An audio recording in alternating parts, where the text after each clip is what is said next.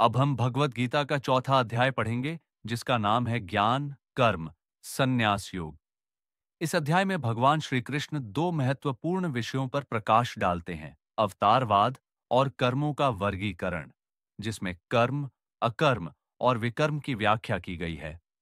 इस अध्याय में दो प्रमुख तत्व सामने आते हैं, जैसे अमृत की तरह जीवन को दिशा देने वाले सिद्धांत। पहला है अवतारवाद। अक्सर हम इस अवधारणा को गहराई से समझ नहीं पाते, लेकिन यदि हम गीता को ध्यानपूर्वक पढ़ें और श्री कृष्ण के समय में उसकी व्याख्या और व्यवहारिकता को समझने की कोशिश करें, तो अवतारवाद की सही परिभाषा हमारे सामने स्पष्ट होती है।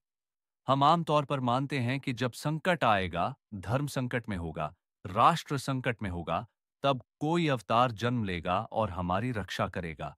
ये सोच पूरी तरह से गलत है। इसी भ्रम में हम कल्कि के अवतार की प्रतीक्षा करते रहते हैं, मानते हैं कि कोई आएगा और सब कुछ ठीक कर देगा। इसी उम्मीद में हम स्वयं धर्म की रक्षा का न तो चिंतन करते हैं, न ही प्रयास। लेकिन गीता में श्री कृष्ण जो अवतारवाद समझाते हैं, वह बिल्कुल अलग है। वे कहते हैं, परित्राणाय साधूनां विनाशाय च दुष्कृताम धर्म संस्थापनार्थाय संभवामि युगे युगे। मैं युगों युगों में धर्म की स्थापना के लिए आता हूं। यह सत्य है कि वे धर्म स्थापना के लिए आते हैं, पर इसका अर्थ यह नहीं कि वे स्वयं युद्ध करते हैं। उन्होंने स्वयं कभी हथियार नहीं उठाया।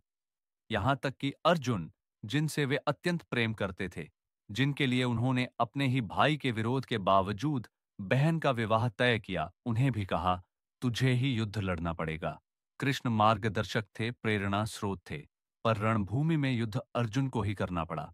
यही है अवतारवाद का सच्चा संदेश। भगवान खुद आकर किसी को नहीं बचाते, बल्कि बचने का रास्ता दिखाते हैं। वे चेतना जगाते हैं, प्रेरित करते हैं, मार्गदर्शन करते हैं। गर्व से जागरूक होकर अपने हिस्से का धर्म युद्ध हमें ही लड़ना पड़ता है। लेकिन हम भ्रम में रहते हैं कि कोई आएगा, सब ठीक करेगा और हम सिर्फ तमाशा देखेंगे।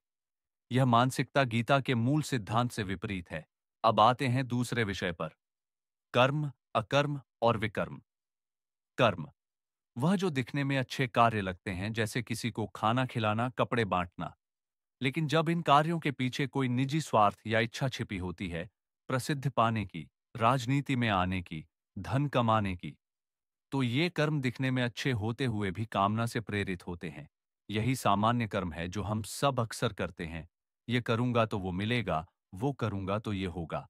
भगवत गीता हमें ये समझाने आती है कि कर्म केवल क्रिया नहीं है, बल्कि उसकी नीयत, भावना और परिणाम की अपेक्षा भी मायने रखती है। कर्म तभी शुद्ध होता है जब वह निष्काम हो, बिना किसी फल की अपेक्षा के। अगर हम कोई काम किसी इच्छा के साथ करते हैं, तो वह कर्म कहलाता है।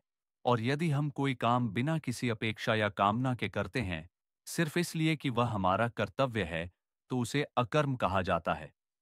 जैसे किसी की मदद करना केवल इसलिए कि हम सक्षम हैं, not for reward, not for recognition, बस इसलिए कि यह हमारा मानवीय कर्तव्य है, यही अकर्म है।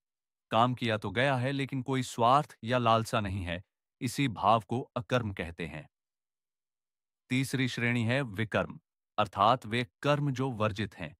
चोरी करना, हिंसा करना, किसी को बेवजह दुख देना या नशा करना, ये सब विकर्म हैं और इनसे बचना चाहिए।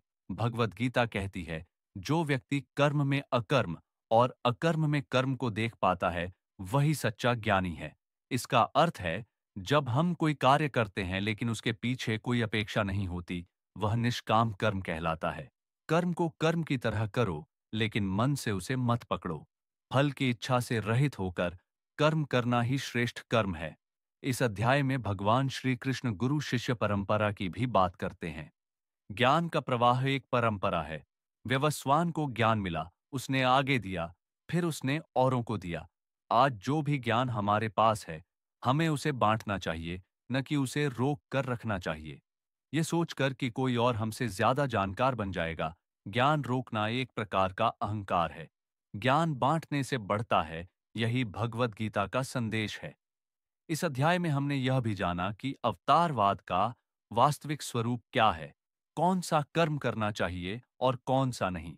आज की दुनिया में लोग उल्टा कर रहे हैं, जो नहीं करना चाहिए वो कर रहे हैं, और जो करना चाहिए उससे दूर भाग रहे हैं। इसी वजह से दुख, भ्रम और असंतुलन फैल रहा है। जब तक हम अपने कर्मों की जड़ नहीं समझेंगे, तब तक हम सही दिशा में नहीं जा सकते। और यही कारण है कि भगवान का दिव्य ज्ञान आज भी उतना ही प्रासंगिक है। एक सच्चा गुरु वही होता है जो हमें अंधकार से प्रकाश की ओर ले जाए, न कि उल्टा। ये कहना कि इतना पैसा दो, तभी तुम्हारा अनुष्ठान होगा, तभी अगला कार्य करेंगे, ऐसा कहने वाला गुरु नहीं हो सकता। क्योंकि ऐसा व्यक्ति तो पहले से ही तुम्हें अंधकार की ओर धकेलने का प्रयास कर रहा है। असली गुरु वही होता है जो अज्ञानता के अंधकार से निकालकर प्रकाश की ओर ले जाए। इसलिए भगवान ने भी कहा है कि यह ज्ञान कोई नया नहीं है।